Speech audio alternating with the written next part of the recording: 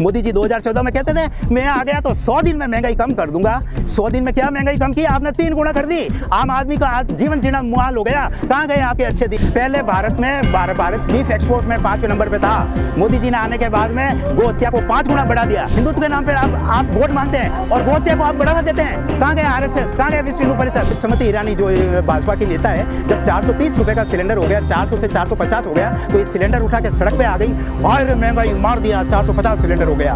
अब वो कहाँ गई स्मृति ईरानी? आज 1100 रुपए सिलेंडर हो गया। आज उसकी शकल दिखाने की हिम्मत नहीं हो रही है। जब तक ये ईवीएम नहीं हटेगी, जनता कितना भी कर ले, इस सरकार को नहीं बदल सकते। जनता के चुने हुए सांसद है, आज उनका संवैधानिक अधिकार है प्रश्न पूछने का। और जो गृह मंत्री मीडिया में जाकर के बयानबाजी कर सकता है, तो उसको संसद में बोलने में शर्म क्यों आती है?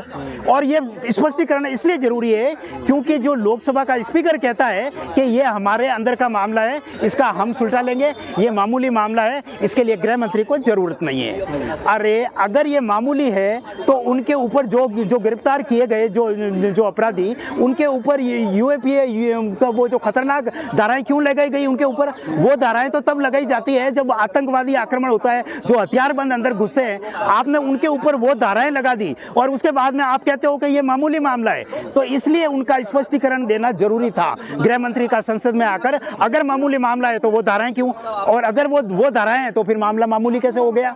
ये सब मामला गफलत का है। गृह मंत्री को आकर के स्पष्टीकरण देना चाहिए था। ये उनकी वाजिब मांग थी। क्या चाहती मोदी सरकार, क्या चाहती? और दूसरा मामला एक और मामला है। अब ये जो निलंबन किया गया, इस मामले का जनता से ध्यान भटकाने के लिए एक नए मामले का अवतरण कर लिया गया कि साहब राष्ट्रपति की मिमिक्री कर ली गई। अरे मेरे को बड़ा ताजुब होता है, किसी की मिमिक्री करना क्या उसका अपमान है? ये क्या अपराध है क्या?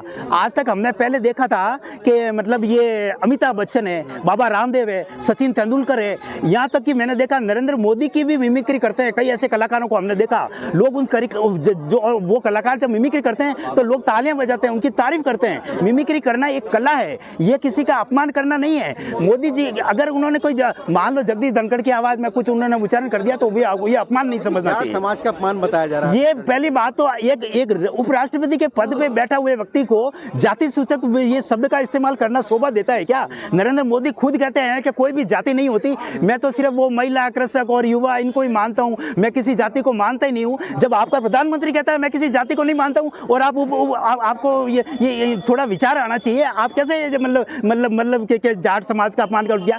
और अगर आप जाट का कहते हो तो फिर ये कौन है? सत्यपाल मलिक, ये क्या जाट नहीं है? ये जो रेसलर्स यहाँ बैठे थे वो क्या फोगाट और वो साक्षी मलिक, ये क्या जाट नहीं है? मतलब ये जाट एक आप ही हो क्या? कहने का मतलब आपको कुछ बोल दिया तो अपमान हो गया, और साक्षी मलिक का अपमान होना वो जाट का अपमान नहीं है। सत्यपाल मलिक के साथ क्या किया? पुलवामा के ऊपर उस बंदे ने क्या कहा था? उसकी डिमांड क्या थी कि सिर्फ सैनिकों को सुरक्षा के लिए उसने सिर्फ वो प्लेन मांगे थे, एरोक्राफ्ट मांगे, उसके लिए उसको मना कर दिया गया और जानबूझकर सैनिकों की जान को संकट में डाला गया। और सैनिकों की शहादत में ये सब गृह मंत्रालय का हाथ है। आज तक उस पुलवामा के मामले की जांच नहीं हुई।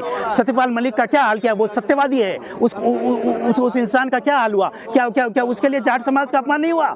जाट एक आप ही है क्या? ये इस तरह से शोभा नहीं देता है। और एक बात और कह दूं मैं, वो संवैधानिक पद पे बैठे हैं, उपराष्ट्रपति है, उनको ये कहना कि नरेंद्र मोदी महात्मा गांधी के बाद में युग पुरुष है, आप कौन कहने वाले हो? आप एक उपराष्ट्रपति भी बैठे हो, आपके लिए आपका रवैया सभी पार्टियों के लिए समान होना चाहिए। आप किसी एक पार्टी के पक्ष में इस तरह से प्रचार करना, ये आपका उल्लंघन किया है, संवैधानिक मर्यादाओं का आपने उल्लंघन किया है, ये आपने अपने पद को कलंकित किया है। मैं ये कहूंगा आपने खुद ने अपना अपमान किया है। मिमिक्री करने वाले ने आपका अपमान नहीं किया है, आपका अपमान करने वाले आप खुद हैं। अब क्या जो है भारत विपक्ष मुक्त भारत बनेगा क्या? जिस तरह से कार्रवाई हो रही है, यही हो रहा है। एक्चुअली देखा जाए देश में लोकतंत्र मरणासन स्थिति में है। लोकतंत्र के ऊपर लगातार प्रहार किए जा रहे हैं। अब लोकतंत्र क्या है? अपन यही तो कहते हैं 4 स्तंभ है लोकसभा, विधायिका, कार्यपालिका, न्यायपालिका और ये मीडिया। अब इन चारों की स्थिति क्या है? मीडिया, विधायिका को तो आप देख लिया, विधायकों तो बाजार बना दिया गया है कि किसी भी स्टेट में कोई भी जीत जाता है उसको खरीद के सरकार बनाई जाती है। ये विधायकों के लोकतंत्र जो है मरने की स्थिति में, लेकिन जो है देश कहा जा रहा है विश्व गुरु बन रहा है, विकास की ओर बढ़ रहा है मोदी जी के राज्य में। विश्व गुरु, ये बात आपने सही कही, देश विश्व गुरु बन गया। देश का डंका विदेशों में बज रहा है। पहला जो भारत 5वें नंबर पर था उसको भारत को पहले नंबर पर मोदी जी ने बना दिया। जानना चाहेंगे किस बात में पहले नंबर पर बनाया? पहले भारत बीफ एक्सपोर्ट में 5वें नंबर पे था।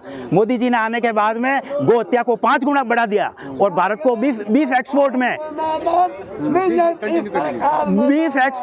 भारत को फर्स्ट नंबर बना दिया। भारत को बीफ एक्सपोर्ट में भारत को फर्स्ट नंबर बना दिया। गो हत्या को 5 गुना बढ़ा दिया। हिंदुत्व के नाम पर आप वोट मांगते हैं और गो हत्या को आप बढ़ावा देते हैं। कहाँ गए आरएसएस? कहाँ गए विश्व हिंदू परिषद? गौ माता कहते थे, अब क्या हुआ? गौ माता नहीं है। अब क्या हुआ? अब गाय ड्रीम गर्ल बन गई। अब गौ माता नहीं रही, ड्रीम गर्ल। गाय का खून करके देश का विकास करेंगे। ये चीज मोदी जी का अचीवमेंट है। ये सबसे बड़ी मणिपुर की जो घटना है, पूरे विश्व में उसका डंका बज रहा है। विश्व में लोग उसकी चर्चा करते हैं कि देखो इंडिया में मणिपुर एक ऐसा स्टेट है, वहाँ पर 2 महिलाओं को पूर्ण निर्वस्त्र करके परेड निकाली गई और पीछे पब्लिक चल रही है नारे लगाते हुए। 9-10 साल में, पिछले 9 साल में जो है मोदी सरकार के कुछ काम आपको अच्छे लगे? कुछ 1-2 काम जो अच्छे लगे हो आपको? नहीं, मोदी सरकार के अच्छे कार्य क्या करें? मोदी सरकार 2014 में आई तो उन्होंने क्या वादे किए थे? उन्होंने कहा था सबसे पहले, जिस समय मोदी जी थे सरकार, अपने देश की जनता पीड़ित थी महंगाई से। मेरे को पता है, ये स्मृति ईरानी जो भाजपा की नेता है, जब 430 रुपए का सिलेंडर हो गया, 400 से 450 हो गया, तो ये सिलेंडर उठा के सड़क पे आ गई, अरे महंगाई मार दिया, 450 सिलेंडर हो गया। अब वो कहाँ गई स्मृति ईरानी? आज 1100 रुपये सिलेंडर हो गया। आज उसकी शकल दिखाने की हिम्मत नहीं हो रही है। मोदी जी 2014 में कहते थे मैं आ गया तो 100 दिन में महंगाई कम कर दूंगा। 100 दिन में क्या महंगाई कम की? आपने 3 गुना कर दी। आम आदमी का आज जीवन जीना मुहाल हो गया। कहाँ गए आपके अच्छे दिन? लोग तरस रहे हैं। लोग कहते हैं हमारे आपके ये अच्छे दिन आपको मुबारक हो, हमारे पुराने दिन ही हमें वापस लौटा दो। तो वही अच्छे दिन थे। आज आम आदमी के लिए जीवन जीना दुभर हो गया। बीजेपी के लोग कहते हैं क्या हुआ, महंगाई बढ़ गई तो आपकी कमाई भी तो बढ़ी है। मैं तो बेरोजगार हो गया। 2014 से पहले मैं क्या करता था, मेरी क्या कमाई थी? मैं आपको अपना पर्सनल मामला बताऊं, मोदी जी के आने के बाद में मेरी कमाई खत्म हो गई, मैं बेरोजगार हो गया। मैं बेरोजगार क्यों हो गया? मोदी जी से पहले कांग्रेस शासन में हमारे राजस्थान के अंदर हर जिले में गवर्नमेंट एग्जीबिशन लगती थी।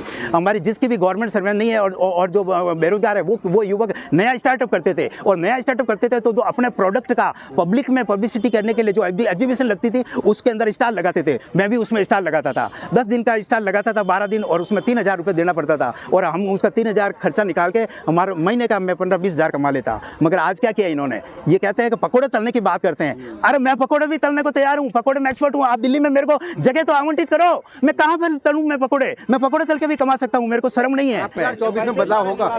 2024 में देश का युवा, देश का किसान, देश की गृहिणी सभी पीड़ित है, सभी परेशान है। किसी की भी जीना मुश्किल हो गया है। कोई भी खुश नहीं है इस सरकार में। सभी इस सरकार को बदलना चाहते हैं और सभी लोग इस बीजेपी के खिलाफ वोटिंग भी करेंगे, मगर फिर भी बीजेपी जीतेगी, क्योंकि मेहरबानी है ईवीएम की। जब तक ये ईवीएम नहीं हटेगी, जनता कितना भी कर ले, इस सरकार को नहीं बदल सकते, क्योंकि ईवीएम के अंदर ये घोटाला करके रहेंगे।